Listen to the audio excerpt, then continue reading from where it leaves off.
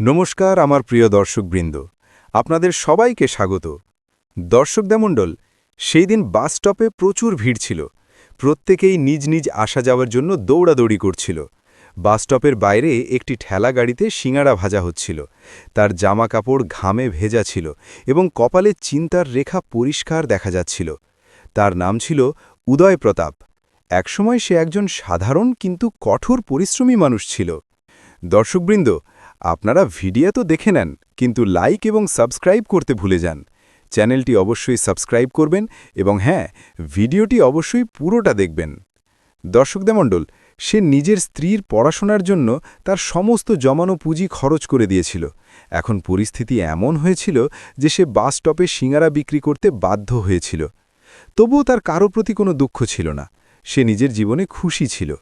সেই সময় একটি শীতাতপ নিয়ন্ত্রিত বাস এলো। কিছু যাত্রী বাস থেকে নামল, কিছু বাসে উঠল। উদয়প্রতাপ রোজকার মতো আওয়াজ দিল, গরম সিঙাড়া নিন।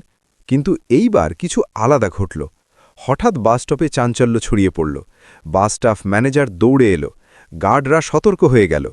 কিছু মানুষ হাত জোড় করে এক লাইনে দাঁড়িয়ে গেল।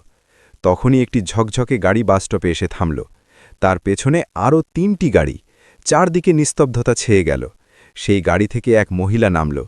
লাল এবং সোনালি রঙের শাড়ি পরেছিল, চোখে কালো চশমা ছিল, মুখে কঠোর ভাব ছিল। তিনি ছিলেন ডিএম সন্ধ্যা। তার সাথে নিরাপত্তারক্ষীরাও ছিল। তার হাঁটার গতি দ্রুত ছিল।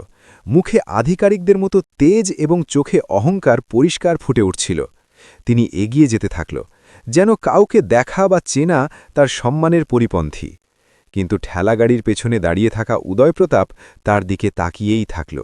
কিছুক্ষণের জন্য তার হাত থেমে গেল। সন্ধ্যা একবার পেছন ফিরে তাকাল। তার নজর উদয়প্রতাপের সাথে মিলল। এক মুহূর্তের জন্য মনে হলো যেন সময় থমকে গেল। তারপর সন্ধ্যা কিছু না বলে এগিয়ে গেল, যেন সে উদয়প্রতাপকে চিনতেই পারেনি। উদয়প্রতাপ সেখানেই দাঁড়িয়ে থাকল। সে কিছু বলতে পারল না এবং কিছু করতেও পারল না। সে যেন ভেতর থেকে বড় কোনো ধাক্কা খেল। সেখানে আশেপাশে দাঁড়িয়ে থাকা মানুষগুলো তার দিকে তাকাতে লাগল। কেউ হাসছিল তো কেউ নিজেদের মধ্যে কথা বলছিল। কেউ বলল, আরে, এই সিঙাড়া বিক্রেতা কি ডিএম ম্যাডামের স্বামী? এখন ম্যাডামের কি আর মনে থাকবে এই রকম মানুষকে? এই সব কথা শুনে উদয়প্রতাপ খুব অপমানিত বোধ করল। তখনই ৩জন পুলিশ সেখানে এলো। একজন কাছে এসে জিজ্ঞাসা করল, তুই কি উদয়প্রতাপ? উদয়প্রতাপ ধীরে থেকে হ্যাঁ বলল। তখন পুলিশ বলল, চুপচাপ চল, তোর বিরুদ্ধে অভিযোগ এসেছে। বাস স্টপে বিনা অনুমতিতে ঠেলা লাগানো, নোংরা ছড়ানো এবং অফিসারের সামনে হাঙ্গামা করা। উদয়প্রতাপ কিছুই বুঝতে পারল না। সে বলল, আমি কোনো ভুল করিনি। কিন্তু কেউ তার কথা শুনল না। পুলিশ তাকে ধরে থানায় নিয়ে গেল। থানায় তাকে বসিয়ে রাখা হলো। তারপর একজন দারোগা চিৎকার করে উঠল, খুব হয়েছিস ডিএমের স্বামী। ম্যাডাম নিজে বলেছে একে ঠিক করতে। উদয়প্রতাপের চোখে জল ভরে এলো। সে বলল, আমি সন্ধ্যার স্বামী, আমি কি করেছি? এখনও কথা পুরোপুরি শেষও হয়নি যে তার পিঠে লাঠির বাড়ি পড়ল। থানায় সবাই হাসতে লাগল। কেউ বলল, আরে শোনো, সিঙারা বিক্রেতা বলছে সে ডিএমের স্বামী। এখন সবাই তার মজা ওড়াতে লাগল। কেউ বলল, নিজের মুখ দেখেছিস, তুই ডিএনের স্বামী? এ তো বাড়াবাড়ি হয়ে গেল। গালিগালাজ, মারধর সবকিছু একসাথে চলছিল। কিন্তু উদয়প্রতাপ চুপ ছিল। এখন তার চোখে আর জল ছিল না, শুধু এক নিস্তব্ধতা ছিল, যাতে ব্যথা, অপমান এবং ভেতরে ভেতরে জ্বলতে থাকা রাগ ছিল। পরের দিন সকালে কোনো মামলা ছাড়াই তাকে ছেড়ে দেওয়া হলো। উদয়প্রতাপ সোজা ডিএম অফিসে পৌঁছাল। গেটে নিরাপত্তারক্ষীকে উদয়প্রতাপ বলল, আমি সন্ধ্যার সাথে দেখা করতে চাই, ও আমার স্ত্রী।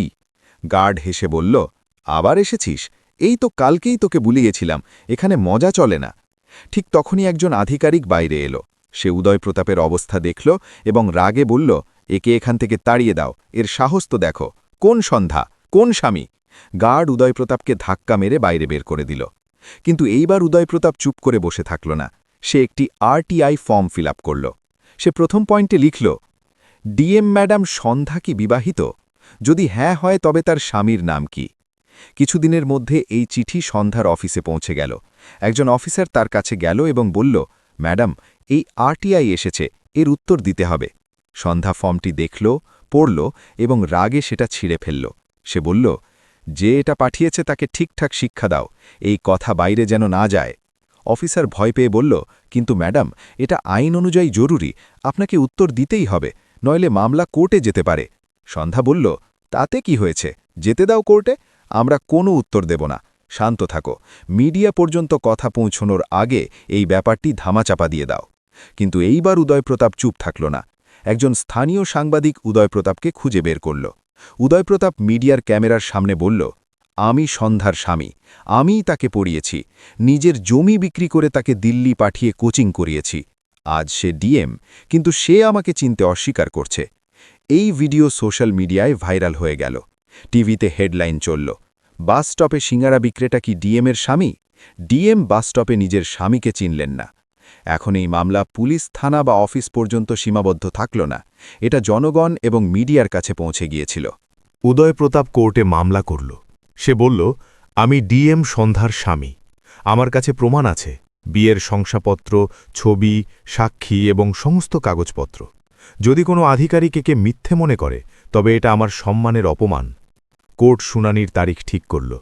খবর মিডিয়া পর্যন্ত পৌঁছে গেল। এখন মামলা আরও বেশি বড় হয়ে গেল।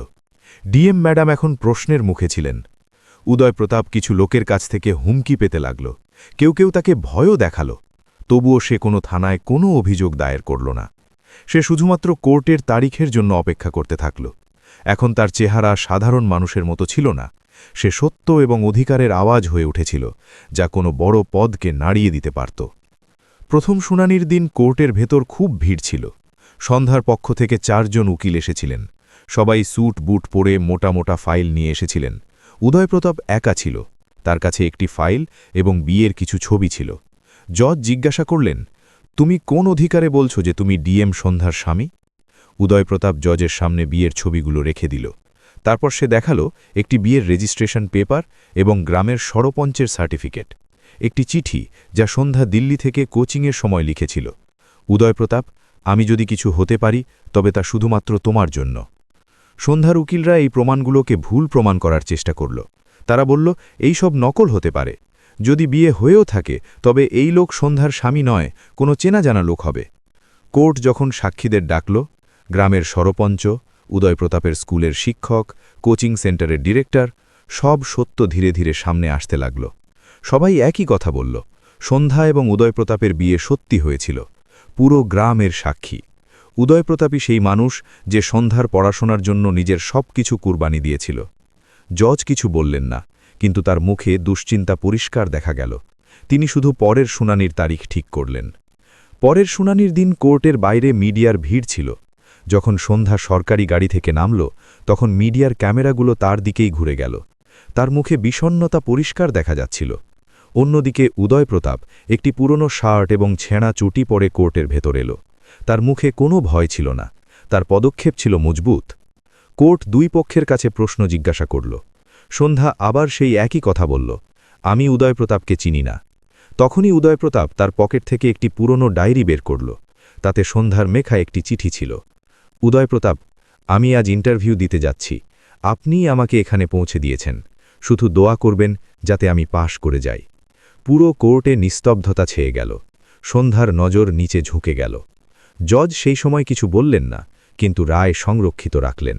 রায়ের দিন কোর্টে খুব ভিড় ছিল। জজ রায় শোনালেন, এই কথা সত্যি যে সন্ধ্যা এবং উদয়প্রতাপের বিয়ে হয়েছিল। সন্ধ্যা জেনে শুনে নিজের স্বামীর পরিচয় গোপন করেছিল।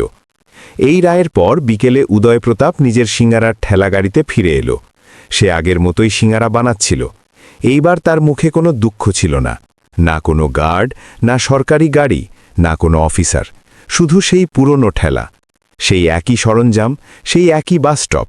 কিন্তু এখন পার্থক্য ছিল, প্রত্যেক আসা যাওয়া করা মানুষ উদয়প্রতাপকে সম্মানের সাথে দেখত। সেই বাস স্টপেই এক লোক তার কাছে এলো এবং বলল, উদয়প্রতাপ ভাই, আপনাদের মতো মানুষরাই এই সিস্টেমের সাথে লড়তে পারে। উদয়প্রতাপ কিছু বলল না, শুধু মুচকি হেসে একটি সিঙ্গারা থালায় রাখল এবং বলল, গরম আছে, সাবধানে খাবেন। বন্ধুরা, আপনারাও কি মানেন যে সত্যিটা যতই ধামাচাপা দেওয়া হোক না কেন একদিন সামনে আসেই? তো দর্শকদের, এই ছিল আমাদের আজকের গল্প। আপনাদের সবার কেমন লাগলো কমেন্ট বক্সের মাধ্যমে আমাদের অবশ্যই জানাবেন।